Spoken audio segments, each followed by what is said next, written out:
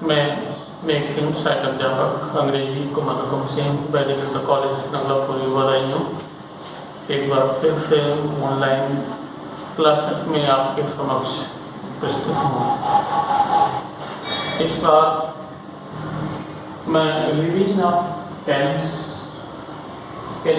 Tenses ये topic आपके सामने रख रहा हूँ। वैसे तो टेंस आप बहुत शुरुआती क्लासेस से ही सीखते आए हैं।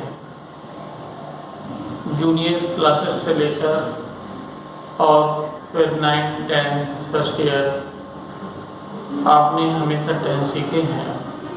ये जो रिवीजन ऑफ टेंसेस है ये दोनों क्लासेस 10th और 12th दोनों के पॉइंट ऑफ व्यू से मैं बहुत ही शॉर्ट में आपके सामने रखता हूँ, क्योंकि उम्मीद करता हूँ कि आप इनके बारे में जानते ही होंगे। आपने जूनियर क्लासेस में सीखा होगा, 9, 10 में सीखा होगा।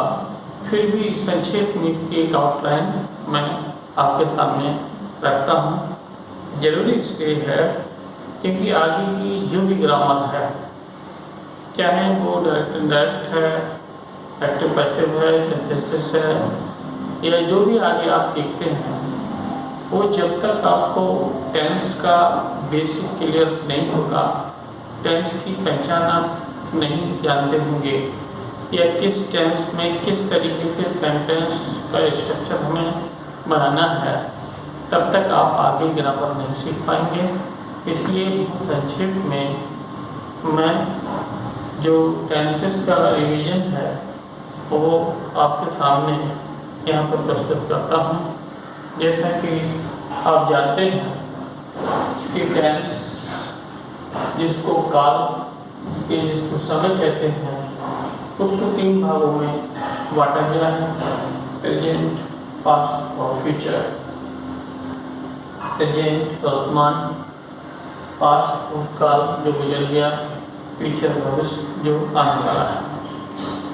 हमने समय या काल जिसको टेंस कहते हैं, इसको 3 भागों में विभाजित किया, लेकिन इसके बावजूद भी हमारा काम नहीं चल पाया है ग्रामर की दृष्टि से। इसलिए एक टेंस को हमने 4 भागों में बांटा है। सबसे पहले हम प्रेजेंट को लेते हैं। सपोज प्रेजेंट टेंस के लिए 4 भाग हैं। पहला प्रेजेंट इंडेफिनिट टेंस, दूसरा प्रेजेंट कॉन्टिन्यूअस टेंस, तीसरा प्रेजेंट परफेक्ट टेंस, चौथा प्रेजेंट परफेक्ट कॉन्टिन्यूअस टेंस। एक ही टेंस को 4 भागों में क्यों विभाजित किया गया है, उसके भी अपने रीजन्स हैं। इन सबको डिफ्रेंशिएट करना आपको आना चाहिए, क्योंकि आगे टॉपिक सपोज डायरेक्ट का टॉपिक आता है तो उसमें फिर आप जब चेंज करते हैं डायरेक्शन टैग बनाते समय, तो पहले आप टेंस पहचानना पड़ता है। यदि आपकी पहचान नहीं है तो फिर आप इनडायरेक्ट स्पीच नहीं बना सकते। तो सबसे पहला डिवीजन जो है वो इंडेफिनिट जैसे कि 2 शब्दों से मिलकर बना है। In plus definite, in language से अनिश्चितता को दर्शाता है, डेफिनिट नहीं तो ये अनिश्चित हो जाता है। वर्तमान में ही अनिश्चितता की स्थिति को दर्शाता है। जैसा कि आप पिछली क्लासेस में सीख चुके हैं कि बात को क्या मिलता है, तो जो अनिश्चितता को दर्शाता है। काम तो वर्तमान में ही हो रहा है, लेकिन वो भी है अनिश्चित।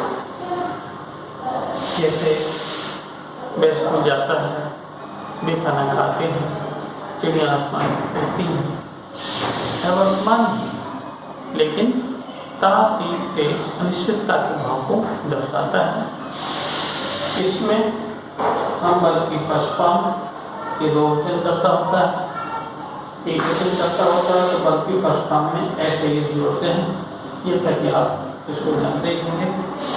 हेल्पिंग वर्ब जब भी हम नेगेटिव या इंट्रोगेटिव सेंटेंसेस बनाते हैं तो इसमें हेल्पिंग वर्ब डू के जैसा प्रयोग होता है। सिंगुलर सब्जेक्ट एकवचन करता है तो डैश और बहुवचन करता है तो दो। दूसरा डिवीजन आता है कॉन्टिन्यूअस। कॉन्टिन्यूअस टेंस जिसको प्रोग्रेसिव टेंस भी कहते हैं।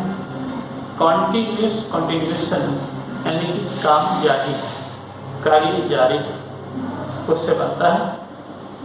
ये जब वाक्य अंत में रहा है, रही है, रहे हैं, जैसे कि आपने सीखा है पिछले क्लासेस में कि इसकी पहचान होती है। वह खाना खा रहा है, विद्यार्थी भी पुस्तक पढ़ रहा है, खिलाड़ी दौड़ रहा है, तो ये कॉन्टिन्यूएशन को दर्शाता है कि कार्य जारी। इसमें हम इस आर के साथ वर्ब की फर्स्ट फॉर्म प्लस आईएनजी लगाते हैं। इज सिंगुलर सब्जेक्ट होता है, सब इज का प्रयोग होता है। प्लूरल सब्जेक्ट बहुवचन करता होता है तो हम आर लगाते हैं, आई के साथ एम लगाते हैं और वर्ब की फर्स्ट फॉर्म का प्रयोग करते हैं। तीसरा डिवीजन हमारा परफेक्ट कार्य की पूर्णता को दर्शाता है। जैसे वे खाना खा चुके हैं, वह बाजार जा चुका है, उसने अपना नाश्ता कर लिया है, तो मैं ये किताब पढ़ चुका हूँ। ये किसी कार्य की पूर्णता को दर्शाता है, इसलिए परफेक्शन यानी कार्य पूर्ण हो चुका है। इसमें हेल्पिंग वर्ब हैड और हैव के साथ वर्ब की थर्ड फॉर्म का प्रयोग करते हैं। सिंगुलर सब्जेक्ट एकवचन करता है तो हैज, प्लूरल सब्जेक्ट बहुवचन करता है तो हैव और वर्ब की थर्ड फॉर्म इसमें आती है। इसमें जरूरी होता है कि टेंस की पहचान के साथ साथ आपको वर्ब की फॉर्म का सही से नॉलेज होना चाहिए। ये आपका लगातार प्रयास होना चाहिए। जो भी आपके पास ग्रामर की बुक्स अवेलेबल हैं, आप लगातार उनकी फॉर्म्स को देखते रहें। नहीं तो पता चला आपको थर्ड, ये तो आता है कि थर्ड फॉर्म लगानी है, लेकिन कोई भी पर्टिकुलर वर्ब आ गई और फॉर्म्स आपको याद नहीं है, तो ऐसी स्थिति में आप सेंटेंस फॉर्म नहीं कर पाएंगे, सेंटेंस गलत हो जाएगा। चौथा डिवीजन है प्रेजेंट परफेक्ट कॉन्टिन्यूअस टेंस। पहचान होती है कार्य भूतकाल से शुरू होकर और वर्तमान तक जारी होता है। जैसे वह 2 घंटे से पढ़ रहा है, 2 घंटे पहले पढ़ना शुरू किया और अभी भी पढ़ रहा है। कार्य भूतकाल से शुरू हुआ और वर्तमान में भी जारी है। यह खिलाड़ी सुबह से खेल रहे हैं, खेलना सुबह से शुरू हुआ है, जो मैटर पास्ट का है, यह अभी भी खेल रहे हैं वर्तमान तक। और इसमें समय दिया रहा है, रही है आता है, उसके साथ साथ समय दिया होता है। समय के लिए तो इसमें जो हेल्पिंग वर्ब है वो हैज बीन या हैड बीन और वर्ब की फर्स्ट फॉर्म। सिंगुलर सब्जेक्ट है तो हैड बीन, प्लूरल है तो हैव बीन और वर्ब की फर्स्ट फॉर्म में आईएनजी लगता है। टाइम के लिए सेंस का फर्क का प्रयोग होता है, क्योंकि हर सेंटेंस में टाइम जरूर दिया होगा। सेंस ऑफ फॉर के प्रयोग को आप ऐसे समझेंगे, सेंस निश्चित समय, निश्चित समय का मतलब पॉइंट ऑफ टाइम, सुबह, शाम, बजे, ये सब जो होता है पॉइंट ऑफ टाइम होता है। फॉर अनिश्चित समय जो पीरियड ऑफ टाइम को दर्शाता है। जैसे वह 4 घंटे से पढ़ रहा है, तो 4 घंटा जो है वो पीरियड ऑफ टाइम है। अब हम कहें मैं 4 बजे से पढ़ रहा है, तो ये पॉइंट ऑफ टाइम है। पॉइंट ऑफ टाइम निश्चित माना जाएगा, तो उसके लिए सेंस का प्रयोग करते हैं। पीरियड ऑफ टाइम अनिश्चित माना जाता है, उसमें फॉर का प्रयोग करते हैं। तो ये बहुत संक्षेप में प्रेजेंट टेंस का डिवीजन है। इसकी जो एक्सरसाइज दी होगी उनको आप हल करें, और कोई भी डिफिकल्टी हो तो उसको पूछेंगे। हम भी कुछ सेंटेंस आपको प्रैक्टिस के तौर पर कराएंगे। देखिए कुछ एग्जाम्पल्स के द्वारा जो है कैसे टेंस को पहचानते हैं, कैसे उसको सॉल्व करते हैं। यहाँ व्हाइट बोर्ड पर मैंने कुछ एग्जाम्पल लिखे हुए हैं। ऐसे तो सब ये आपके समझे हुए ही होंगे, लेकिन फिर भी रिवीजन के तौर पर मैं एक बार फिर रिमाइंड कराता हूँ आपको। जैसे पहला सेंटेंस है आपका, वह प्रतिदिन विद्यालय जाता है। अब देखिए कहा है कि से आप पहचान देते हैं कि हमारा प्रेजेंट इंडेफिनिट टेंस है। प्रेजेंट इंडेफिनिट टेंस में बल्कि फर्स्ट फॉर्म लगाते हैं। सब्जेक्ट सिंगुलर होता है तो एस जोड़ देते हैं। वह देखते हैं हमारा जो सब्जेक्ट है कि सिंगुलर है, इसमें बल्कि फर्स्ट फॉर्म में हमने एस जोड़ दिया। He goes to school daily, हमने इसको ट्रांसलेट कर दिया। दूसरा एग्जाम्पल है, वे अपने बड़ों का सम्मान करते हैं। कारण की है बता देता है कि प्रेजेंट इंडेफिनिट टेंस है, इस बार सब्जेक्ट हमारा प्लूरल है, ऑब्जेक्ट करता। ट्रांसलेट कर देंगे दे रिस्पेक्ट देयर एल्डर्स। हम झूठ नहीं बोलते हैं, इधर भी लिखते हैं प्रेजेंट इंडेफिनिट है। सेंटेंस हमारा नेगेटिव है। नेगेटिव सेंटेंसेस के लिए जैसे हम जानते हैं कि हेल्पिंग वर्ब डू या डज के साथ नॉट लगाते हैं। यहाँ पर हमारा सब्जेक्ट बी बहुवचन करता है, डू नॉट लगा देंगे, बी डू नॉट टेल देंगे। तीसरा सेंटेंस क्या मोहन दिल्ली में रहता है, रहता है आ गया, प्रेजेंट इंडेफिनिट है। इंट्रोगेटिव सेंटेंस है, क्या पहले आया है, यस या नो में जब आंसर होता है तो इस सेंटेंस को हमेशा हेल्पिंग वर्ब शुरू करते हैं। क्योंकि मोहन हमारा सिंगुलर सब्जेक्ट है, इसलिए डेडलाइन में does Mohan live in Delhi. Ramesh car चला रहा है, अगला एग्जाम्पल, रहा है रही आ गया।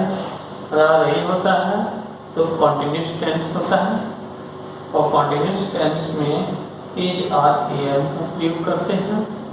रमेश सिंगुलर सब्जेक्ट है, इज लगा देंगे, रमेश इज ड्राइविंग कार, बल्कि फर्स्ट फॉर्म में नहीं कर देंगे। अगला है, क्या आपकी ये पुस्तक पढ़ी है, या क्या आपकी पुस्तक पढ़ चुकी है, एक ही सेंस देगा। परफेक्ट में ये जरूरी नहीं है कि हिंदी में आपको चुका चुकी ही मिल जाए, इस तरीके के भी सेंटेंस आपको मिलेंगे। आप अंदाज लगाएंगे कि यहाँ पर किसी कार्य का परफेक्शन हो रहा है। ट्रांसलेट कर देंगे है, क्योंकि क्या पहले आया है तो साइकिल ऐसे बनाएंगे, तो है you read this book, read की 3 फॉर्म रीडिंग होती है। बच्चा सुबह से रो रहा है। अब देखिए इसमें रहा है के साथ साथ जो है वो समय भी दिया हुआ है सुबह। तो इससे अब हमने पहचान लिया कि हमारा प्रेजेंट परफेक्ट कॉन्टिन्यूअस टेंस है। इसको ट्रांसलेट कर देंगे, the child singular subject has been weeping since morning. अब देखिए मॉर्निंग जो है वो आपका निश्चित समय पॉइंट ऑफ टाइम है, इसलिए हमने सिंस का प्रयोग किया है। वे 4 घंटे से खेल रहे हैं। यहाँ पर भी आप देखिए रहा रही के साथ साथ जो है वो समय दिया हुआ है।